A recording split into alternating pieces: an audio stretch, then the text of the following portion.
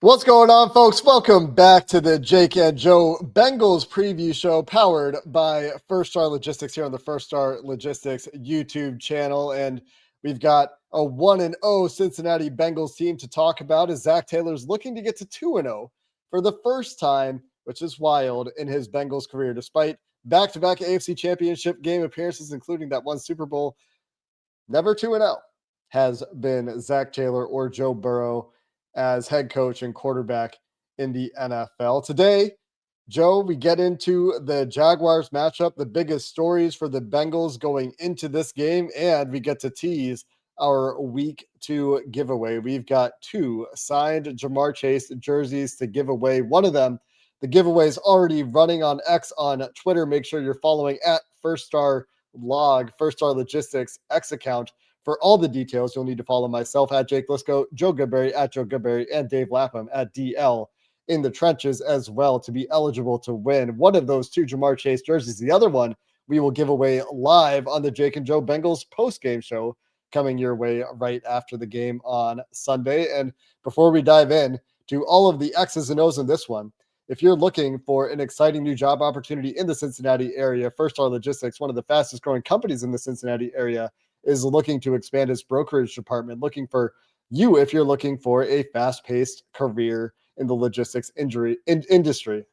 Visit firststarlogistics.com, get all the details, find out how you can join the team at one of the top companies to work for in the Cincinnati area. And Joe, let's get into the biggest stories as we think about what needs to change for the Bengals in week 2, as we're expecting this offense to figure it out at some point. And I think that point, to me, is very likely going to start this week against the Jaguars. What are the biggest topics on your mind as you're preparing for week 2?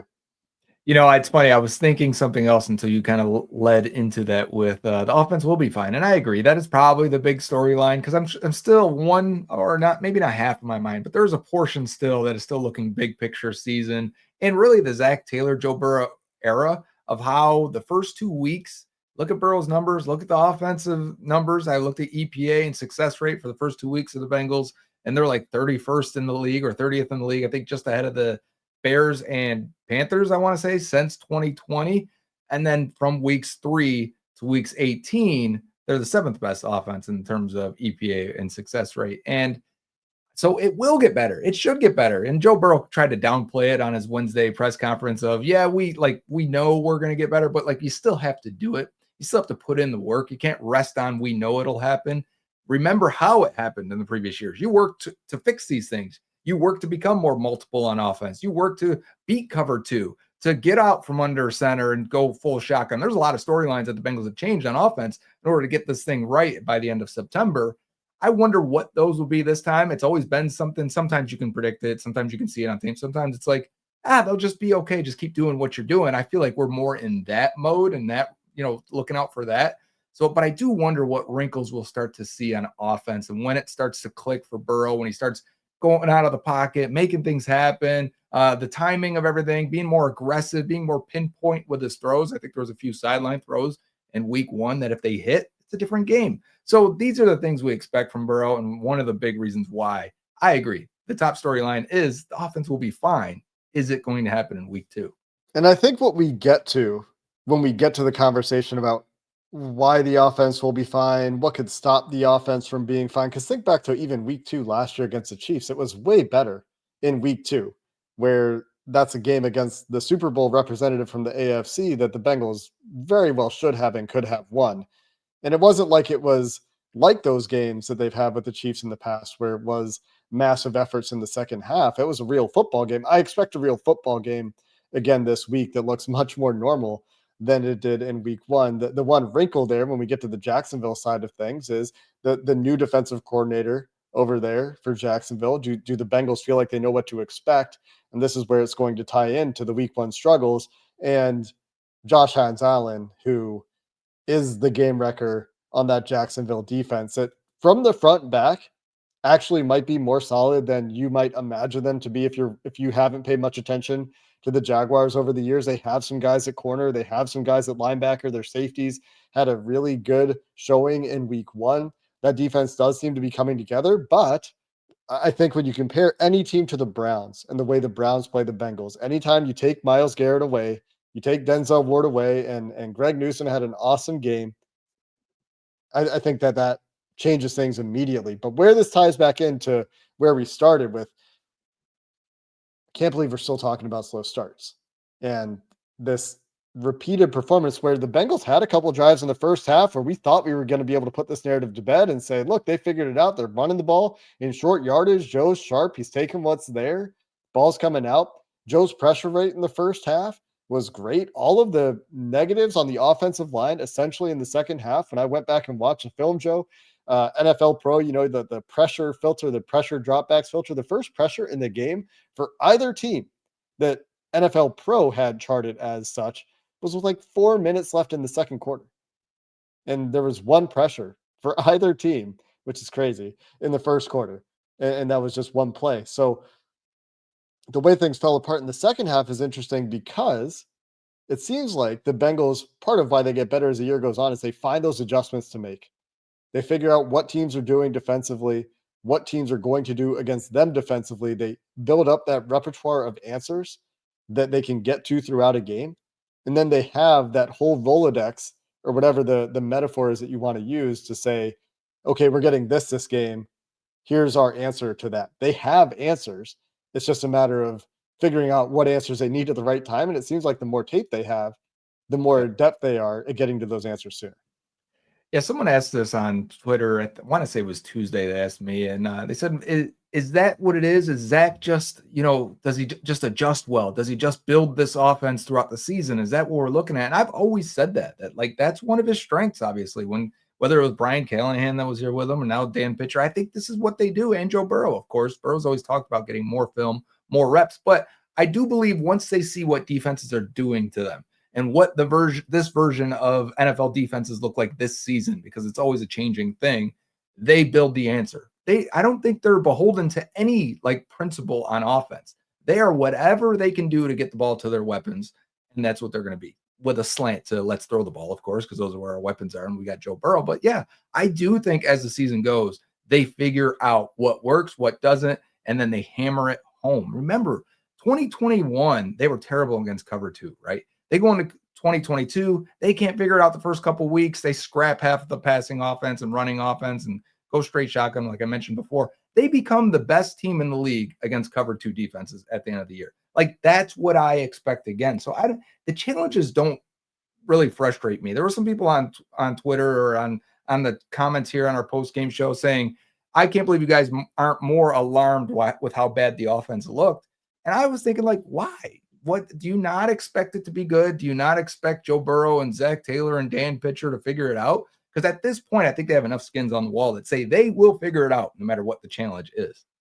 I think that there are a lot of people out there, Joe, who would say that Zac Taylor is a limiting factor as a head coach, as a play caller, that he is the problem. And I think that you can't extricate him from the way the seasons start.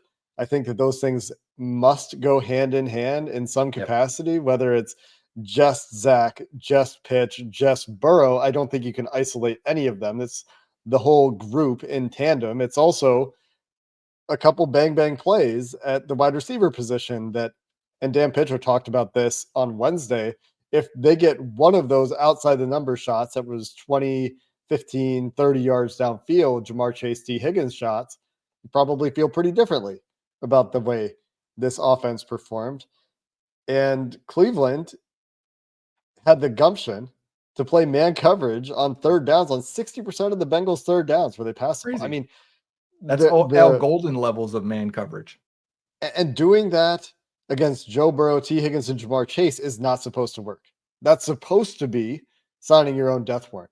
That's supposed to be one of these guys is going to beat you, especially when you consider the back-to-back sequence where Joe Burrow targets the Denzel Ward side of the field to Mike Gesicki and Chase Brown on 2 straight plays where they have T. Higgins and Jamar Chase working the opposite side of the field on the not Denzel Ward side of the field. And I have to believe that some of that is, maybe getting a little bit too cute. Some of that is maybe there's some matchup stuff that they thought they would get that they didn't get. I think Cleveland disguised a little bit better in week 1. Well, But yeah, if you see Ward on Gesicki, you're not assuming man coverage, right? So I think they kept thinking the Browns were going to come out of it, but they kept doing it out of different looks, and I think it was really getting to them. They thought they'd have the answer each time, and it just wasn't the right question, right problem.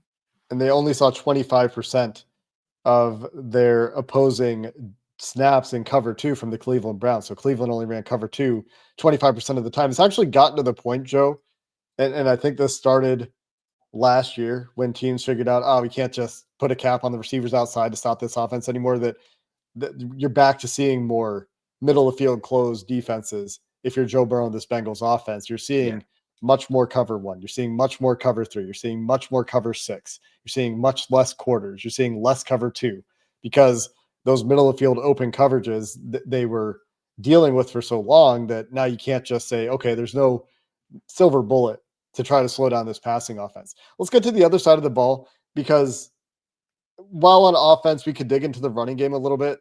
I'm very curious to see how that goes in week 2, to be fair. Mhm.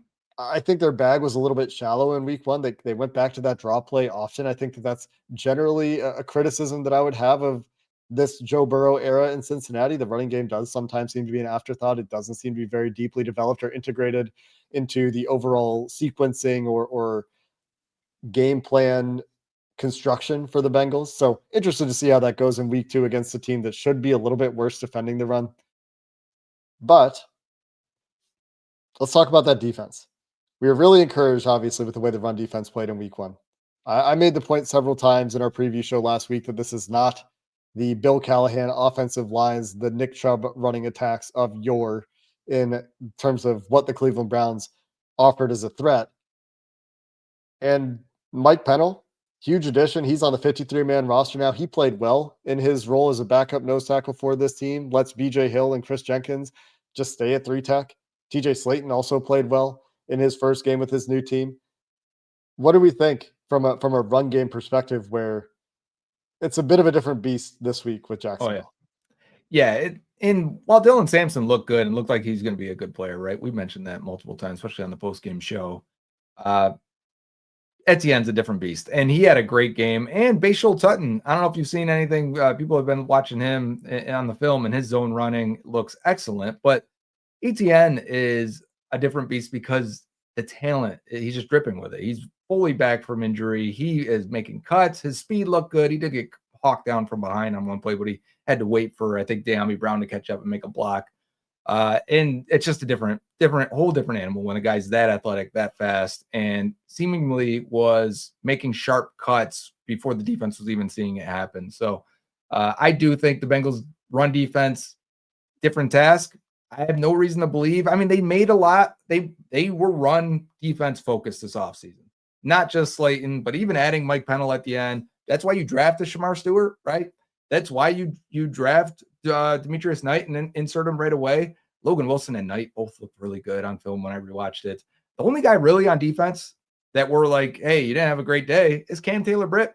And you have to wonder how short the leash is there. When are they going to make a change there? They're going against this time. It's not just Jerry Jeudy and his lazy routes half the time. This time they're going to go against Brian Thomas Jr., who's a budding star.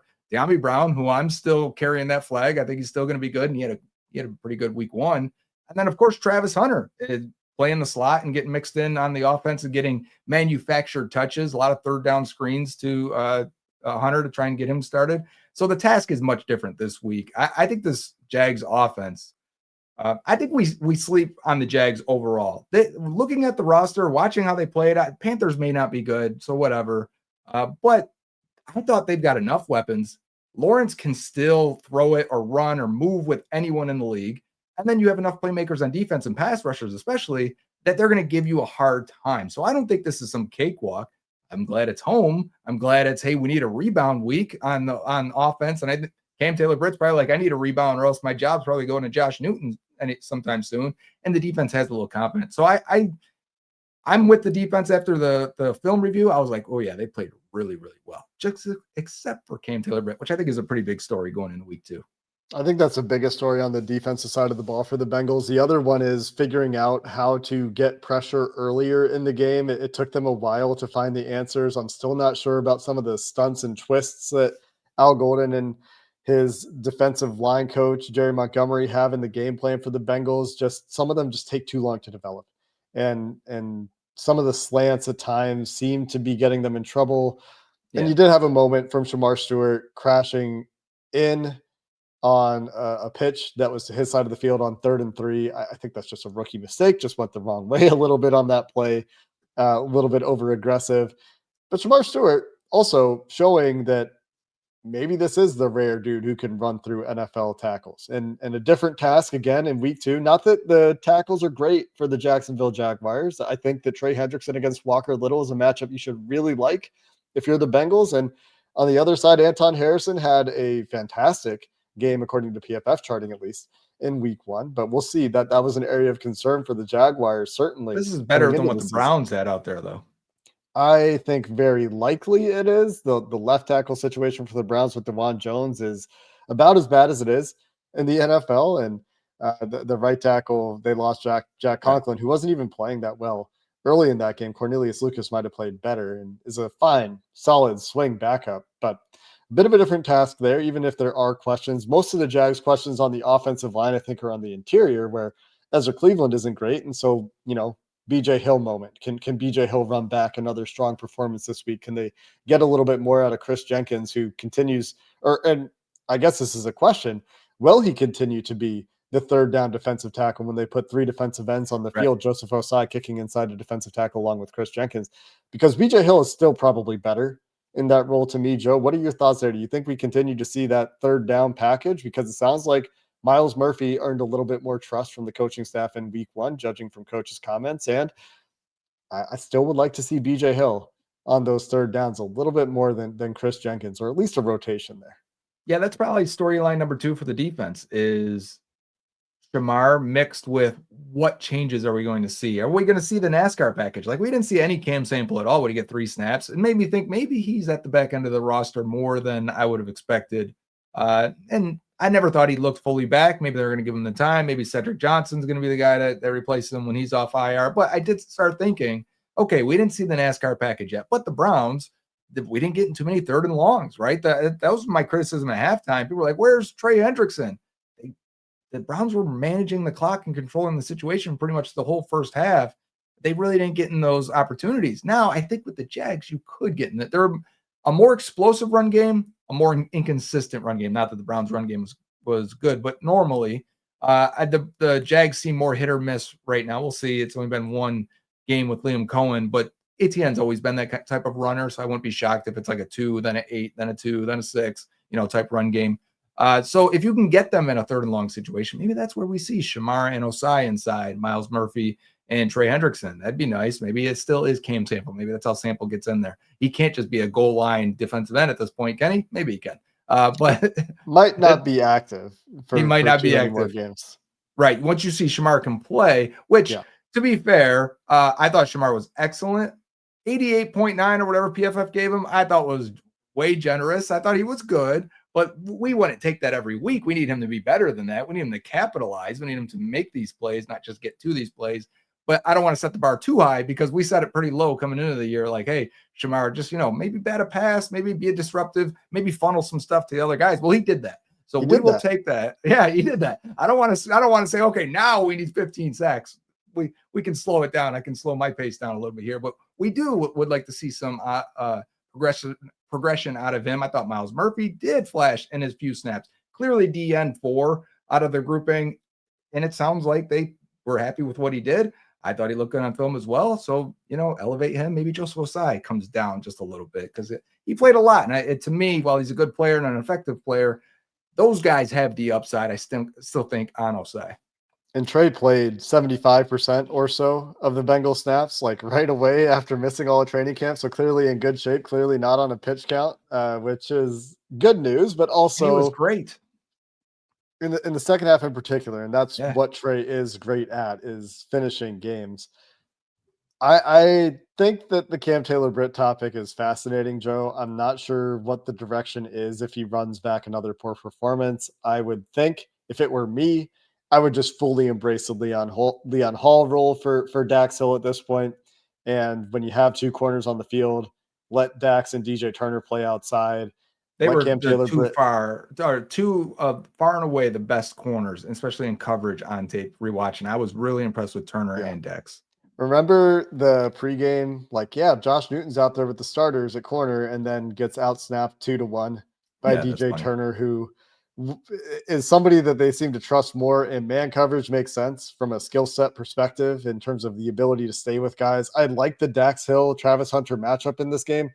Stylistically, though, the kinds of receivers that and this isn't a direct comparison, but the kinds of receivers that Cam Taylor-Britt has had more success against are the guys in the DK Metcalf mold, the more vertical guys. The Yeah. In this game, it would really be De'Ami Brown, I think, more than anything. But Brian Thomas Jr. is on that spectrum more than he's on the Jerry Jeudy spectrum of wide receivers. And so, Yes. like the bigger, stronger, straight line, explosive kinds of wide receivers, while they're game breakers, and Cam might give up a vertical in this game, and that's something that is well within the realm of possibility.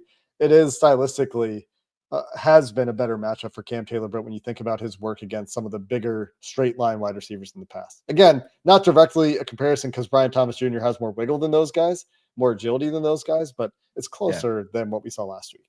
Yeah, and that's because Cam's a little stiff, and I think at times he plants his feet a little bit too long. He wants to see it happen, wants to grab and then redirect with his hands. And I just at times against quicker receivers, that's just not where you want him. And the Browns were condensing things and getting Cam into more space and into the slot a little bit more, which I don't think that's where you want a guy to have a two-way go. He's got to defend. I just don't think that's for him.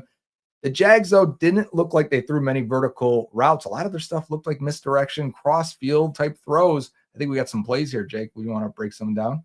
Yeah, let's take a look at a few of these plays from the Jaguars. And these are highlight level plays, but this kind of gives you, I think, an idea, especially on the offensive side. These are, I think, all offensive clips that we're going to be looking at today. We'll talk a little bit about what we're expecting to see from the Jaguars defense as well, because I think it'll be dramatically different than what they saw against the Browns in many ways.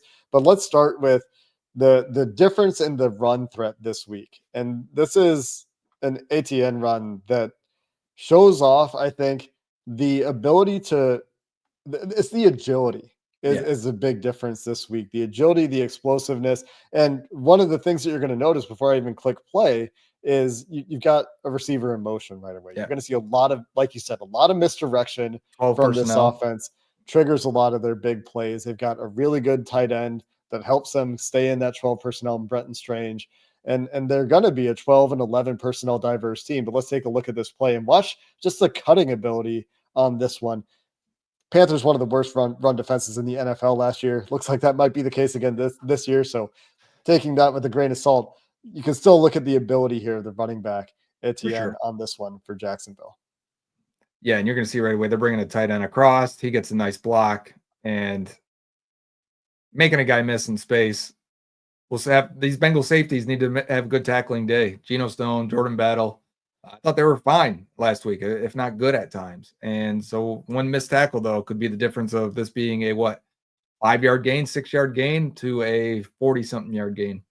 And making sure that we're not collapsing the defensive interior the way that we see the defensive interior from Carolina get collapsed here. I mean, look at the movement from the left side of the Jaguars offensive line here, just plowing that open. And you have a great kick out block there from the tight end on a defensive end. So you got to be ready for that on the weak side, because one of the things that the Bengals did last week is they really made sure not to have Trey Hendrickson reduce. He's never inside the tight end. You saw Trey Hendrickson actually switching sides much more than we've seen it in his career. And I think a lot of that was keeping him on the weak side of the formation. But here you take advantage of that and you get a tight end, Brenton Strange, getting that kick out block on Trey Hendrickson here. You got to be ready for that. And whoever's filling at that next level, in this case, I have no idea. It looks like a safety. I have no idea what position anyone plays anymore by numbers, because guys can wear whatever they want in the NFL. But you end up in a position here that one-on-one, and I'll just let this play, where you hop outside, the running back hops inside you, you're on the ground, and He off just he fell goes. over his own man, and then the other he misses. Yeah, not the kind of look How you're about De'Ami after. Brown getting in work, huh? And the effort from the safety there for the Carolina Panthers. So that's something I think that the Panthers would look at and say, man, we got to be so much better in that spot. But the other things that we wanted to talk about here from an offensive perspective for the Jaguars, and especially in the red zone, is where we're going to be looking at these next couple Yeah. of plays, is just the misdirection that is built into this offense. Let's actually start with, I believe, their first touchdown of the game. This is in a 3-3 game. We're in the second quarter here. Okay. And this is going to be, Tight end in again, motion again, coming across. you've got that motion just as Trevor Lawrence is taking the snap. They're selling play action, that they're selling the run action with their tight ends. They're selling the run action. You watch the way the Bengals sell play action, guys are getting into pass sets. Everybody on the Jags offensive line here is quick setting. That's going to have more of an impact on the pass rushers. It's going to have more of an impact on the second level. But More we'll let space this play. for Lawrence too. What do you mean more space? Oh Well, yeah, just in terms of look when he where the picks his head pocket up is here, set. yeah, where the line is set, versus where he's at. And I here you mean, get that boot, and yeah, nobody close to him here. And I think that another thing that I want to point out here is you don't have this backside defensive end immediately crashing. I know we didn't get very far into the play, but a lot of times when you see Joe Burrow boot the backside defensive end that's often unblocked in these scenarios is just screaming upfield and yeah, has no respect for the run game because he's watching this tackle just pass that. And here you see his eyes on this tackle, like he's playing the run hard. So that's part of the difference in the play action game, something that the Bengals aren't great at. But here we get that play action, boot, wide open, tight end underneath, easy touchdown. And in the red zone, obviously these play actions to tight ends are bigger threats. yeah. You're going to give so much attention to the receiver group and the running backs for the Jags that Brenton Strange has turned into a good player. That's not strange, but this is the backup tight end who's more of a blocker too, that they feel like they can use and move around. And once you do that, that's how they got beat this week. Is Strange led the team in receiving, and then you get the Hunter Long here with the touchdown off play action, a well executed play action in the red zone. An old friend, Nick Scott, one of the culprits here, giving up the touchdown. Maybe noteworthy there, but after a promising game in game one for the Bengals safeties, more work in game two, especially Jordan Battle had one excellent play in what was That third probably a down. two-man where he and DJ Turner communicate mid-play that, yeah, this is your under when there's a drag route from Jerry Jeudy Yeah, and from the opposite post. It's just an awesome play to get down and make that tackle for beautiful a play. 3-yard stop. One more play here in the red zone from Jacksonville to highlight some of the things that they're going to challenge you with if you're the Bengals defense. Their second touchdown of the game here. And Joe, do you want to talk through this one? Yeah, so this time 11 personnel, so they have 3 wide receivers out there. You can already tell by the tight end being off the line and almost eyeing inside. I'm going to bet he's going to the right. And if I remember correctly, this may be the play where he fakes going right and comes back out left to lead block for an end around.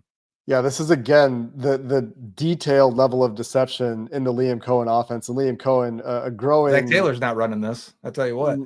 Not like this if he is running it. And details are something that we've obviously heard the Bengals coaching staff talk about a lot in the past. But the other thing that's really interesting here is this condensed split you get on both sides of the line of scrimmage, really tight splits for the wide receivers. And here you get that motion where you're pulling a guard.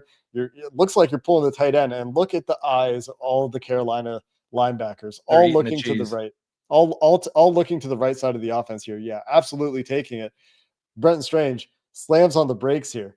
I love it. And you're going to have a fake handoff a little bit, and then you get that end around. That's a lot of deception happening. That's a lot to keep track of. Even if you are a disciplined defense, you get good blocking. Again, here, De'Ami Brown's going to take out 2 guys. Mm-hmm. De'Ami Brown blocking highlight montage is what this has turned into, but gets enough of a push on the DB that it takes a linebacker out who's trying to get out over the top. But even if he Look at that does, wall. look at That's look at the crazy. green shirts in front of Brian Thomas Jr. here, and there's not much of a chance. No one's getting close to him On to top. stop that. Putting that Yeah, on tape it's is crazy. something that now the Bengals can't prepare for, but now you got to be ready for the plays off of this. Are we going to see a wide receiver pass off of this week, Mm. Joe? What do you think? Oh, I was thinking you probably have De'Ami Brown because he looks like he's going so hard inside to block. You just drag him across now, right? Yeah, You have so many that's another one. opportunities to have Lawrence boot, and it's very similar to the play where they do throw the touchdown to the tight end, except this time it would be De'Ami Brown. More than likely, you keep Strange going, and he would be the underneath guy. And not having watched the entire game, I wonder if that is something that they showed earlier in this game. If that was like maybe it was even on a run where they just brought De'Ami Brown Uh, across and Brenton Strange kept going across. Maybe there's a kick out block here. I'm sure that they saw that at some point in the game. But yeah, I mean, there's a few things that you can build off of this that the Bengals are going to have to be ready to, including the handoff, including the boot off of it, and getting either the tight end leaking out or the drag from De'Ami Brown. So another bit of deception that I think is also applicable to the Jags defensive side of the ball. Joe, as we talk about the defensive side of the ball here a little bit from the Jacksonville Jaguars, a lot of blitzing in this yeah. game, very little cover two, a lot of cover one, or sorry, a lot of cover one on third down, I guess, compared to other snaps, but a lot of cover three, a lot of cover six, which is where you're playing quarters on one half of the field. You're playing cover two on the other half of the field with your safeties. You got quarters coverage in the back end on one side, half field coverage from your safety on the other side. But a lot of deception, a lot of blitzing from the Jaguars defense. Yeah, that's what stood out to me instantly when I was watching the Panthers Jags game is every time we got into a critical situation for the Panthers on offense, the Jags were showing a lot pre-snap, whether it was two guys in the A gap, whether it was blatantly trying to obviously show the slot guy, but really they're bringing the other one, which became obvious as the game was going on. That I was like, oh, they're blitzing, they're bringing the house, and they're bringing it in different ways, right, and playing man behind it or single high. And when I was watching, it was just coming from different areas each time, and the blitz was coming from a lot of different unexpected. I think Jordan Lewis gets a sack or a tackle for a loss on one, who's a good tackling slot corner, but he didn't show anything. It looked like a Mike Hilton vintage play, and I just thought, okay, so this is the first thing you're going to show as the Jags defensive coordinator. Burrow and Taylor, they got to be ready for this. They got to have answers and got to be ready to go. And the O line is going to be stressed on that communication and that blitz pickup. So Dalton Reisner is going to be right away tested. I think probably tested more this game than he was last game. Yeah, Lewis was sent as a pass rusher 4 times in this game, had 1 QB hit. I think one of those led to perhaps an interception. I can't Maybe that's remember it. now Yes. exactly what the outcome was on that play, but there was a tell actually, Joe. It was just right before the snap. It was timed up beautifully. It looks like it's going to be some sort of zero look with one safety deep, and instead the slot corner comes on one side. They drop out. I think Josh Hines Allen on the other side. They drop out some of the line because they're showing everybody coming, and it very much has that zero look. And they end up dropping a couple guys out that are on the line of scrimmage, sending a guy who's not accounted for by the protection scheme in the slot corner on that play.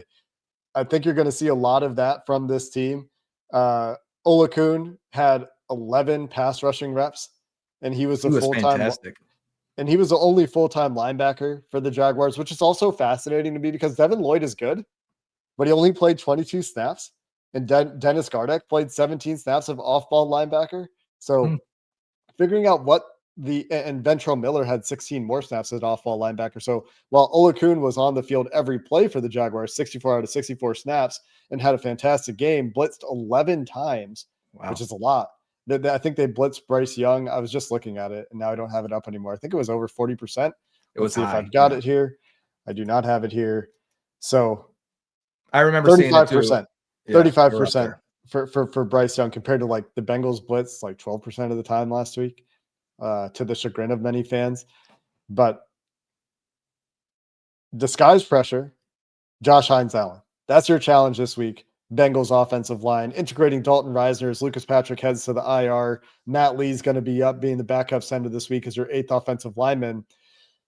Your challenge this week is determining where the pressure is coming from. Joe Burrow being aware of where the pressure is coming from, being ready with your answers for unblocked pressure, being ready with your hots. But I mean, blitz Joe Burrow at your own peril would be Yeah. what I would say. And this is a defensive coordinator for Jacksonville that we don't really have a long track record for. So a week to week adaptation and a different game plan shouldn't surprise us. I'll be a little excited if he does blitz Burrow because it's been so long since we've really seen a team try to blitz Burrow consistently that I kind of wonder, how that still looks. It's been like 2 years. So since his cap was hurt and teams were like, yeah, he's a sitting duck. Let's tee off. So I do wonder what that would look like. And maybe this new coordinator will find out the hard way. Yeah, maybe. Let's talk expectations for this game, Joe, and get out of here. Okay. What are we thinking will happen? I think that this game, like I said, feels like a more normal game, especially for the offense. But I do think that the people out there that, because the defense played well in week one, but there are people out there that are like, but they were giving it up to Joe Flacco, and this is a mirage, and it's a worse offense in the NFL. I do expect the defense to give up a little bit more this week. I think it's a stiffer test, but when you're talking about expectations for this week, what are you thinking with the Jaguars? Yeah, and I start with the difference between Flacco and Trevor Lawrence, because Flacco used to be a lot like what Lawrence is now, where you can frustrate him and get him to eventually try to chuck a ball that's probably not wise, right? Trevor probably shouldn't be trying to fit it into in a zone. And we looked at that play another time. You got it right here. Good timing, Jake, where Trevor looks like this ball probably shouldn't go there, but he's made his mind up and he's going to try and do it. And he's going to win with his arm and just throw this thing into the deep third where he probably shouldn't. But Flacco used to be like that, and Flacco did not play that type of game against the Bengals on Sunday. He was very quick, very efficient with the ball, got it out very quickly, and I think he had one of the quickest time to throw or time to pressure as well. So when you combine the two, the ball was either, hey, you're gonna get hit, or that ball needs to come out, and Flacco was very efficient with it. Lawrence is still going to bide his time a little bit more and go big game hunting a little bit more. And I think that's where your opportunities come in, either to get pressure, number one, or to make a play on the ball. So from the defensive side, since you covered a lot of the offense, I think you'll get your chances on the defensive side to get to Lawrence and affect him and maybe make a big play. But you got to stop the run like you did week one. Trevor Lawrence was the 8th fastest time to throw in the NFL in week one, 2.69 second time to throw. Joe Flacco, 2.78 second time Even to throw faster. Surprising. in week one. A 3.4 second time to sack for Flacco in week one. When the Bengals did get the pressure, it was there quickly. I mentioned to play a couple of times. I think you pointed it out on your film review episode as well, where Trey Hendrickson is going to sack Joe Flacco within 2 seconds of the ball being snapped. If Cam Taylor-Britt has anything resembling decent coverage on Jerry Jeudy on that third down play, that out route that we talked about. But here, let's look at one of the mistakes from Trevor Lawrence that we saw before we wrap up here, as you're talking about the chances he will give you. And immediately here, you get what I think is a cover 6 look. I think this is what we're talking about, where you have quarters on one side of the field, just looking at how the safeties are playing, and a half on the other side of the field that turns out to be JC Horn. And maybe he's disguising this a little bit, but certainly baiting this throw. Like, eyes in the backfield, Trevor Lawrence is essentially, I think, reading the high-low here on Horn. He's saying, if Horn is going to sit on this curl in front of him and take this bait, I have this crosser coming behind him, and that should be open. But watch when Trevor Lawrence makes this decision to throw the ball. Right here, hand off the grenade, pin out of the grenade. He's ready to throw this ball. And he's looking at JC Horn here. So if we go back to the beginning of the play and you just focus on JC Horn at the top of the screen, tell me what about his posture is inviting this If anything, throw? he's passing this off too to the inside safety, like, hey, pick him up. Exactly. What do you see here that says, oh, yeah, I have room over the top here? And he knows the depth of the route, does Trevor Lawrence. And I just don't think that there's enough of a tell here that says, yeah, I can fit this ball over the best corner on the other team.